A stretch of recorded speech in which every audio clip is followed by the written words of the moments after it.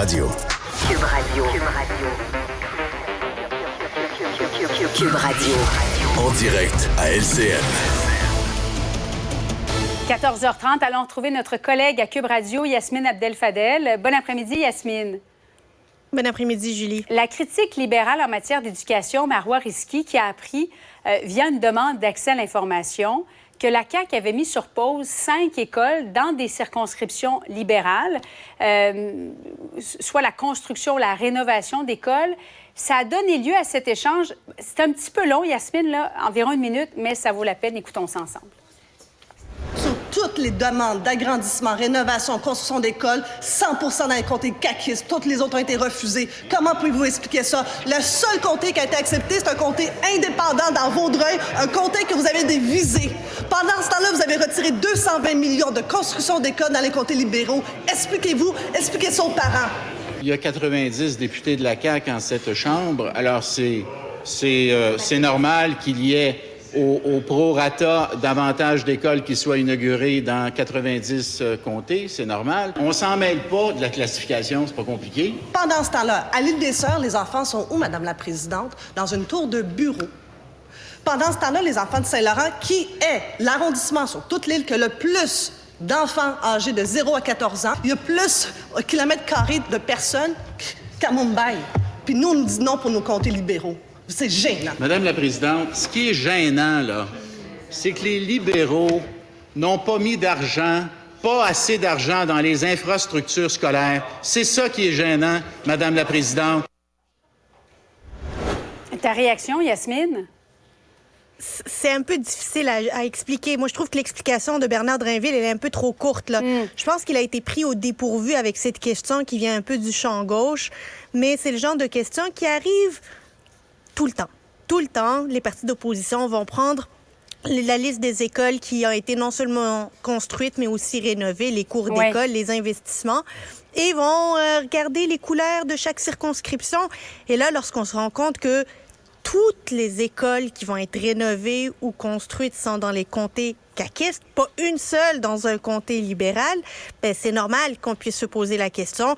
Et je pense que Bernard Drainville va aller creuser la question puis trouver une meilleure réponse pour la semaine prochaine, pour la période de questions de la semaine prochaine. Évidemment, l'échange était beaucoup plus long. Il y a une partie dans cet échange, Yasmine, où M. Drainville se défend en disant, écoutez, nous, on y va en fonction des priorités. S'il y a une école qui est mise sur pause, c'est parce qu'il y avait des priorités plus urgentes ailleurs. Est-ce que ça, pour toi, c'est valable comme explication? Il va falloir expliquer pourquoi ce sont que des écoles dans des circonscriptions libérales qui ont été mises sur pause. Qu'est-ce qui fait en sorte qu'elles ne sont plus prioritaires alors qu'elles avaient été priorisées autrefois? Parce que c'est ça le problème, c'est qu'elles ont été priorisées et ensuite mises sur pause. Le premier ministre, le ministre de l'Éducation va devoir expliquer, par exemple, dans la circonscription de Saint-Laurent, puis les chiffres qu'a avancé Marois Risky sont super intéressants, où il y a un énorme besoin que des élèves aussi se retrouvent dans des tours à bureaux à l'île des Sœurs. Comment ça se fait que ça, ce n'est pas une priorité? Qu'est-ce qui peut être plus prioritaire que des élèves qui restent dans une tour à bureau ou des élèves qui n'ont pas de place dans des écoles, notamment à Ville-Saint-Laurent? Est-ce que c'est la couleur de la circonscription ou est-ce qu'il y a vraiment des écoles plus urgentes? Et si elles sont plus urgentes, qu'on nous explique comment elles le sont. Concernant ces manifestations hier à Ottawa et Montréal, notamment sur l'identité de genre, Yasmine, François Legault qui a tenu à lancer un appel au calme aujourd'hui, est-ce que c'était selon toi la chose à faire? Ah oui, ça a fait du bien. Ça a fait du bien. Julie, c'était le bon ton, c'était les bons mots et au bon moment. D'appeler au calme, de se dire, de se présenter comme le rempart des deux extrêmes, de se dire qu'il veut, lui, protéger les jeunes de ces extrêmes, de ces idéologies, de part et d'autre, d'appeler au calme, que juste, il faut discuter de ça. On comprend des préoccupations des parents. Elles ne sont pas illégitimes, ces préoccupations-là. Et en même temps, dire il existe aussi des enfants qui souffrent et il faut les protéger, il faut les accompagner, puis on ne peut pas les abandonner. Bien, ça, c'est un discours dans lequel la majorité des Québécois se retrouvent.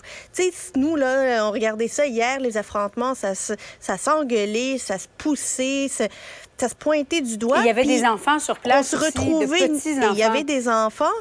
Et tout le monde disait qu'il faisait ça au nom des enfants, mais je pense pas que les enfants, hier, ils se sentaient bien concernés de ces engueulades-là au coin de la rue. En terminant sur ce sujet-là, Yasmine, tu t'attends à quoi du comité des sages qui sera bientôt nommé? La première étape, là, ça va être de nommer ces sages-là, parce que là, on a monté la barre très haute en disant que ça va être des sages qui vont être capables de, finalement, d'agir comme des Sherpas, là, de nous dire quel est le chemin à prendre pour l'apaisement de notre société. Donc, il va falloir trouver des personnes qui ont une autorité morale naturelle, des personnes qui ne sont pas déjà, qu'on voit déjà dans un ou l'autre des camps, des personnes qui ne se sont pas déjà prononcées publiquement sur cette question ou militées là-dessus.